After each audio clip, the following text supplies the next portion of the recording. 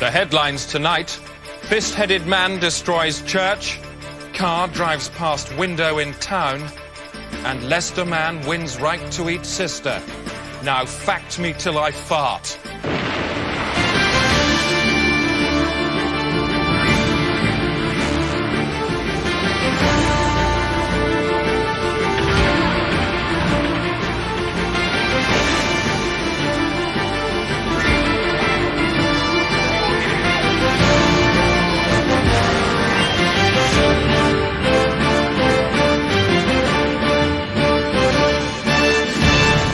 Coming up as stories in the programme, peace talks collapse as Serbs strap 400 monkeys to the back of Owen's Volvo. That does make it harder to reverse. And leave us alone, say men from Saturn. We want to go about our daily routines as far as is at all possible. Buckingham Palace has announced that over 40 members of royal staff have been destroyed to save money. The 43 workers learned of their fate after church on Sunday.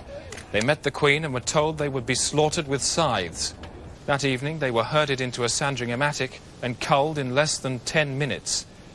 It's not known who conducted the killings, but Princess Margaret is believed to have been involved. She was overheard yesterday saying, "You should have seen the looks on their faces. I laughed and laughed and laughed." Conditions on board the train stuck on the line for 2 days in Hampshire have deteriorated dramatically. There are fears now for the lives and sanity of those on board.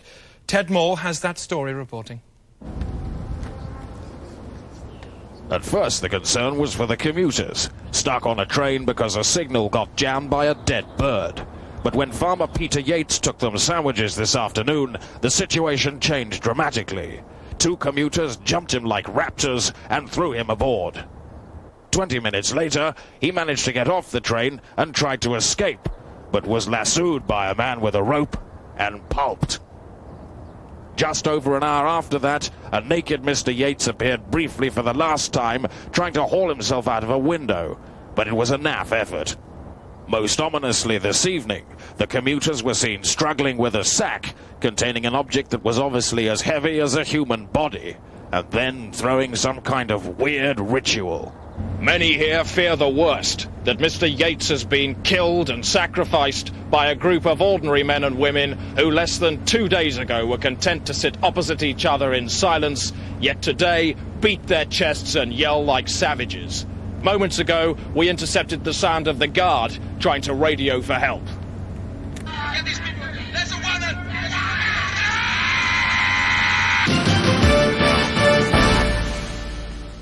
Time now for sport with Alan Partridge. Alan, got to say that soccer commentary was brilliant last night. Thank you. It really was. I mean, I'm not very interested in soccer, but I was totally absorbed and entertained by the whole thing. Great. Tell you what, take a bit of extra time if you want. Do as much as you like on this. I'll be enjoying this too. Tonight, we're going to look at self-defence. Brilliant. Now, self-defence is no longer the preserve of hard men like Charles Bronson and Lee Marvin. More and more these days, we all need to know how to get a bit handy. Anyone who's been on public transport late at night will know that there are a lot of disturbed individuals out there.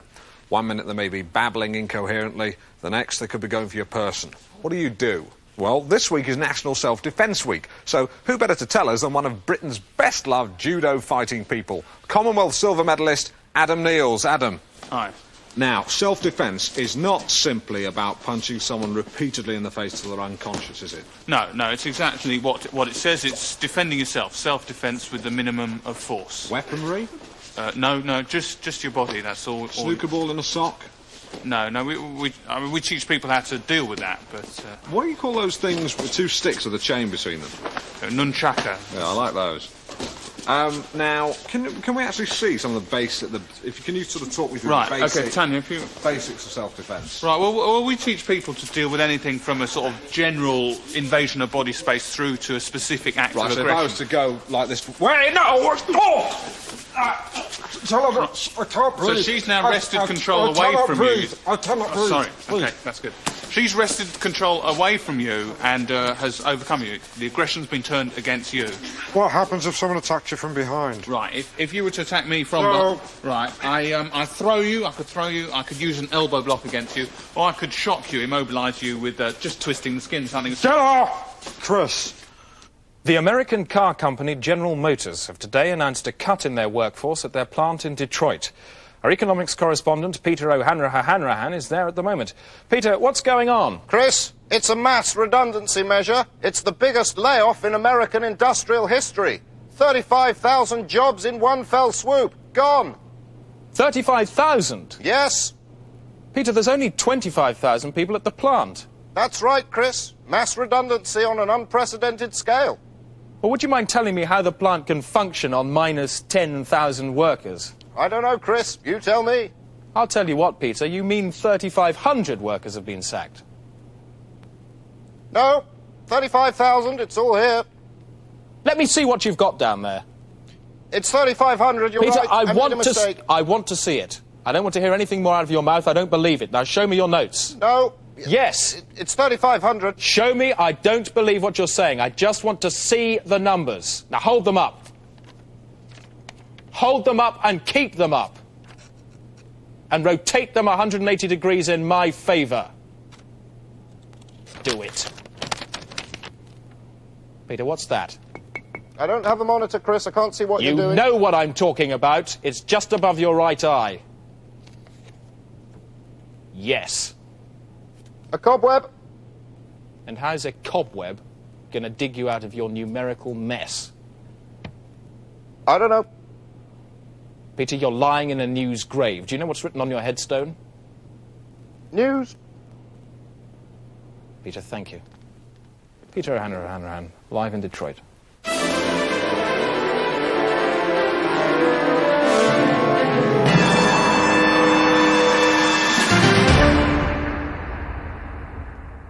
What is a gay? Now back to the stuck train, where one of the commuters, now no more than a bunch of wild savages, has given himself up. Here's Ted Maul. All afternoon, aggressive volleys of rubbish thwarted attempts to get the train moving again. Barricaded into his engine, the driver has constantly to defend himself with tools. Then, in a rare lull, perhaps the commuters were sleeping or praying to some new god, one of them left the train. Gerard Hort, a civil aviation engineer, had broken free from the train of hell, but it had left its mark.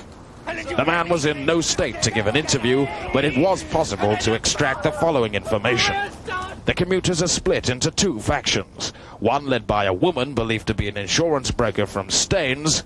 They wear blue ink on their heads, and a smaller group who worship fire. They rallied round a grease monkey from Acton. With the signal here still jammed by the dead bird, there's only one hope now, that a police marksman can shoot it out, giving the driver a slim chance of making it to Liverpool Street before he's torn to pieces. Time for travel now from Valerie Sinatra in the travel pod a mile above the centre of Great Britain. Valerie, tell me about everything. Well, I don't know about everything, Chris, but... I could teach you. I do know that it's best to avoid the A1M this evening south of Newcastle. There's a crash that's been going on for several weeks, and so far it's involved 9,000 vehicles, so that's really Deathsville. Good news, however, for travellers on the M25. Workers have finished cobbling that, so that's great. The M6, however, in Liverpool is still at a standstill. That's due to the mad cow hanging from a bridge. The M50 is clogged up again. That's not my fault. And the M11 is slow between junctions 5 and 6 due to some police escorting some birds to the coast. That's about it, really. I don't know, it looks like a Robertson's factory down there. Sorry? All the jam. That's right. Golly. Gay Desk now from Colin Popshed. Thanks, Chris. Quick roundup of today's gayness now, starting with the roads. The M70, the A3, the B664 and the A48M, they're all gay as from midnight tonight. The gay elements are potassium, zinc, hydrogen, copper and argon. Quick look at the world's walls. The Wailing Wall is gay, Hadrian's Wall is very gay, the Great Wall of China, that's not gay, and the Old London Wall has also stopped being gay. Gay cars next. They're the same as last night. All Volkswagens registered between 1982 and 1985. They stay gay for another fortnight. And finally, the gay seas are the Caspian and the Mediterranean. So, see you there. Chris. Thanks, Colin. He's not gay, by the way. We wouldn't employ a homosexual. Offices. We all know what they're like. Can I borrow a stapler, please? But many are now undergoing radical restructuring through the work of Lester Beck of Events International. His latest project was on the offices and people of Klubrox Pharmaceuticals in Windsor. Yeah, we can, as much as you want, Harry. Anthony Pon is Klubrox's office manager. He and his sales staff are about to become part of a unique experiment in management training. It was about Thursday, wasn't it? An experiment they shall never forget, and from which one of them will never physically recover. So what we must do is construct a raft, and onto the raft we will put ourselves. Lester Beck is the author of a radical management system known as disassemblage. The disassemblage procedure relies on dismantling each employee's emotional makeup and then reassembling it in a different order. What are we? Are we human? Are we fully human? Or are we not human? What does it mean to be not human? We need to be human. So, let's get it into the present, huh? Let's kick some ass into life. The team convene at 6 a.m. of the first day and are immediately disassembled. You know that you often say instead of speaking? Did you know that? No. Does everyone else notice this about Anthony? Yes. Therefore, every time you say we're going to remind you that you're saying by going as well, okay? Don't take it personal. I'm the office. I'm the office manager. I'm responsible for I'm the office manager. Yeah, all right. Stop it. Good. I want you to give Christine a gift, and the gift you're going to give Christine is the gift of the truth of who she is to you. John. You dress like an old lady and you've got a stupid face. Good. Hit Christine. Christine, say thank you. Thank you. Good. Lisa. You're hairy and you're lonely and you've got a... Just two will do, Lisa. Well, you're hairy and you're lonely. Hit Christine. Good. Anthony. You've got no sense of humour and you're always there. Christine, hit Anthony.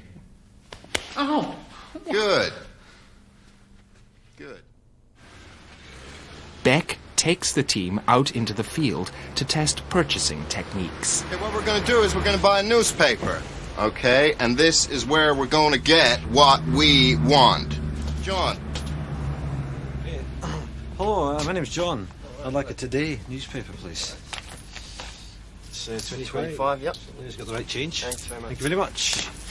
Good, John. Anthony. Lester, can I just ask, are we, is it... Buy a paper, Anthony. One thing, though. Buy a paper. Can I don't know, because I've already bought one, you see. I don't know whether I should buy the same one or... That's not important for the exercise. Can I have a... please stop it. Come on, Anthony, buy a paper. Come on. Okay, buy some candy, I don't care. I don't go on. That's all right, I got the mirror. I got it. I got the mirror. Coming up, Clinton welcomed home after machine gunning 400 buffalo. And the siege on the stuck train has ended. A police marksman shot the dead bird out of the signal at 7 o'clock this evening. And the train, which had been stuck on the line for 57 hours, full of commuters going berserk, pulled off in a cloud of burnt diesel. By the time they arrived in London, most of the commuters had put their clothes back on and wiped off the blood. More cuts in the NHS have been announced today. Here with a resume of its 30-year decline, Fiona Harlem. Few people would deny that were it one of its own patients, the NHS would be on the critical list. What was once the healthy, bouncing boy child of Ernest Bevan is now barely more than a disease-racked, breathless corpse. But why? In 1979, funding for the NHS stood at over £10 billion. But by the late 80s, government cuts left the service with 37% less cash. So that's only 3% in real terms. So what in the end will happen to this? Chris. Thank you, Fiona. I'm joined now by the Junior Minister of Health in our one-to-one discussion area, Matthew Crean. Now, Mr. Crean, you've taken the money out of the NHS. You're the man responsible here. What do you say? I want to say I want to discuss this report. Well, let's not discuss this report. Let's discuss the figures. No, we have to discuss the report because this report is a tissue of lies. It is, Hang on a usual. second. Let's just stick to the figures, shall we? You're destroying the lives of patients. What do you say about that? that? I want to stick to this report. This report is a tissue of lies. It's completely jaundiced. What are you saying? Lies? Absolute lies. It's nonsense from beginning to end. How dare you say this? I think this report is a perfect example of tabloid television at its very worst. Listen to this. I'm not having any more of this. I didn't come here for this this evening. I certainly didn't want to talk to people like you. Now, don't ever come back again. I really don't have any of this fucking way. Bastard anyway. I'm going home now. I'm off. I'm coming back.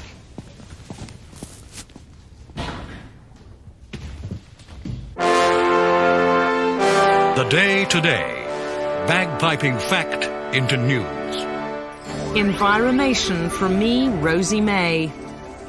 The war raging between two nations of crabs in the Bay of Biscay has claimed more human lives. Last night, a Portuguese trawler was dragged underwater by the turbulence of a massive battle between over 400 million crabs fighting for territory on the ocean floor.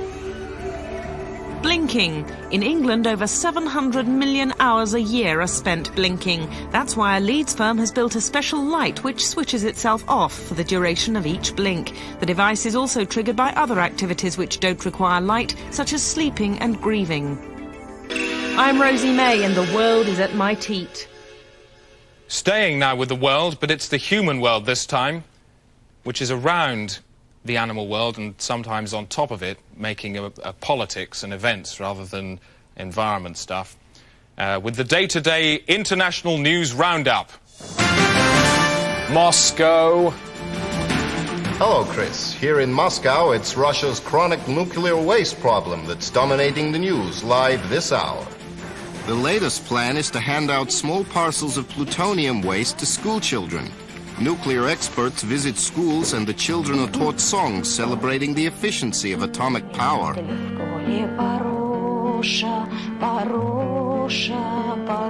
At the end of the day, the children queue up for their plutonium, which comes in a bag bearing the instruction, take this home and deal with it. Tokyo. Thanking you live from Tokyo, where it's 3:30 in the morning. That's -7 in new Japanese time. In just 7 hours, the first of 30 full-size duplicate Japans will be switched on, and all clocks will be reset to 00000. The new Japans have been 3 years in construction, involving perfect replication of cities and people and children. The raft of new countries, which extends over 5,000 miles into the Pacific, has been hidden until now, but was spotted yesterday from an airplane. Japan has so far refused to comment. Rome! Live thanks from Rome, where the two French boys who hacked into the Vatican computers and changed Catholic doctrine are still being held by cardinals in Assisi. In a sensational development today, a video showing Stefan and Jed Madro, bruised but alive, was broadcast on Italian television with Vatican approval.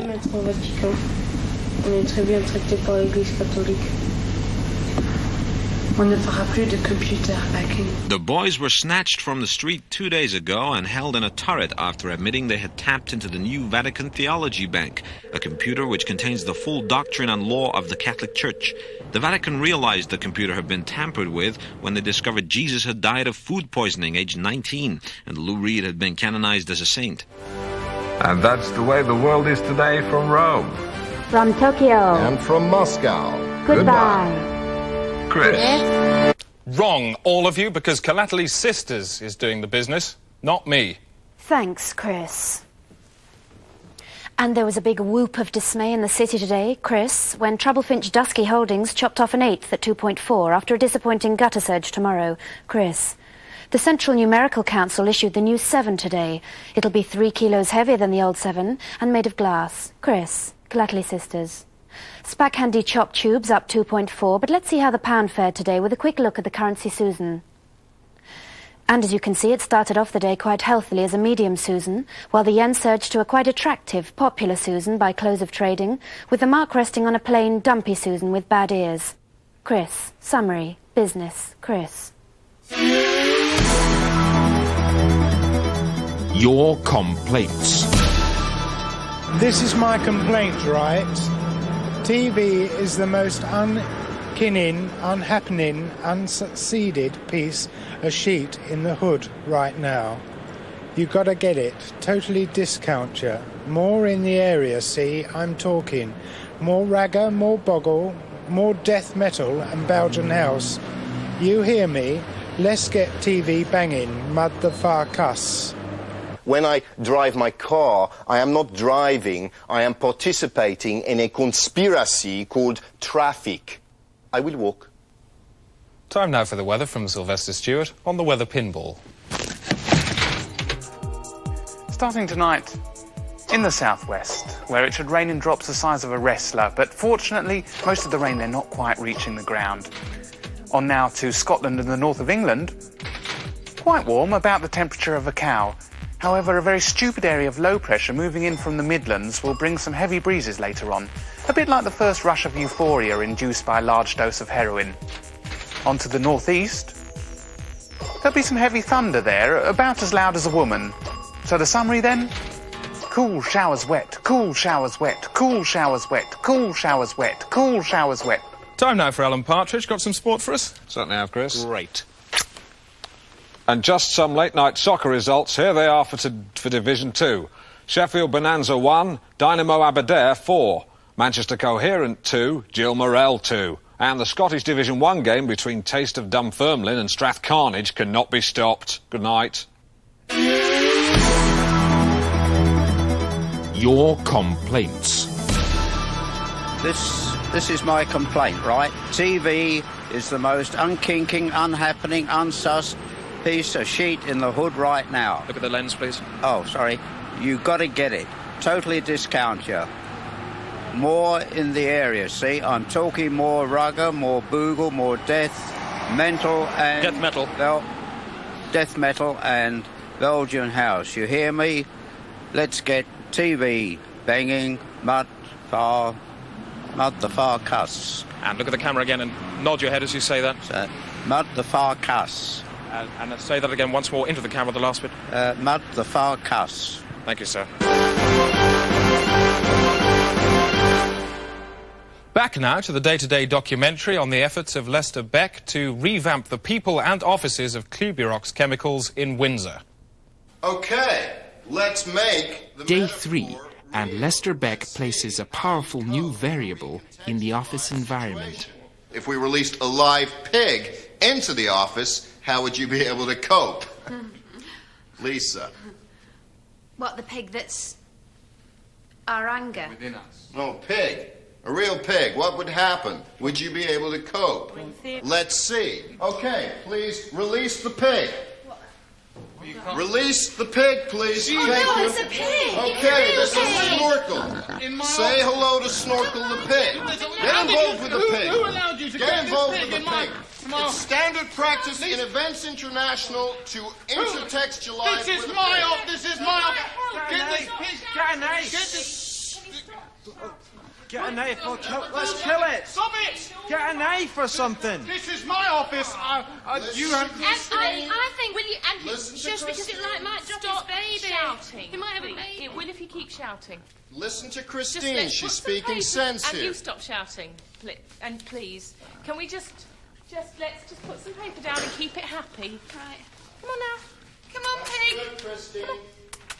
We've got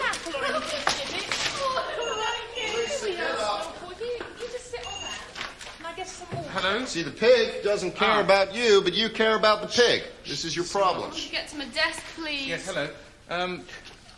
We're a bit tied up at the moment. Can you wait? Tell him about the pig. We've got we've got something happening. I'm so sorry. We've got a pig in the office. A pig. Yes, it is a real one. Please continue that conversation. Meanwhile, in training sessions, one employee, John Histons, questions Beck's techniques. Let me ask you your question. When you go to the toilet, do you have an Armitage Shanks interface defecation scenario, or do you just have a shit? Mummy's gone. And you want to cry like a baby. You. That's good, John. Help him onto the carpet. Down you come. Now, John, I want you to imagine that the carpet is your mother. Beat up on your mom who left you. Go on. Get it out, John. Go on. Go on, hit it. Hit it, John. Don't cheat on yourself. Imagine it's your mother. Go on. It's your mother. Where did you go? Go on. Kick it. Go and kick it as She well. left you, Kick John. it. She didn't understand that you were suffering, and it's taken you 25 years to get Get it. over it. Really But get you're it back doing for it everything now, she's done John. to me over That's the good. years. Just get Beat in up on the there. carpet. Go on, John. Don't give up. She's taken all the best years of my life. Just get in there. Christine, don't get too excited. Okay, let's look at next week, please. 3 months later, the office at Kluberox has been rationalised. Can you tell them to ring back in 5, please? And the Egham account. I'll do it on the same day as cooperators, right? Excellent. No problem. Good. No problem. Lisa, now, the dry calling in the Windsor area was very weak last week. If you could really push it next week, that would be excellent, okay? Yes, I can. Brilliant, that's all. For John Histons, the training course was his last memory of the company. He left shortly after it to follow a new direction. A lot of people are very surprised, that I ended up in the butcher's. But at the office, well, it wasn't really me, But here, I know I've got exactly what to do. I like meat. I like working with meat. I'm happy with it. In a way, I respect it more than people. And if you were to see Lester Beck again, how would you react? I'd stab him with this knife, yeah. The Day Today. News Felch. And just time for a quick look at tomorrow's... The Independent, Bank of England recovers from swollen chairman unusualness. The Telegraph go with Simon Rattle lost in Cress. The Daily Mail, pretty keen on lassoed bat wins Booker. They devote 4 pages to that. The Daily Mirror, rather upset. Fleetwood Mac buried in dog avalanche. And today, ride with old woman killed by little glass planet. It's a story there by Andrew Penman. Due to a printing error, tomorrow's Guardian is full of water. That's it. That's the day today, on the day the world learned that Cliff Richard is pregnant. Good night.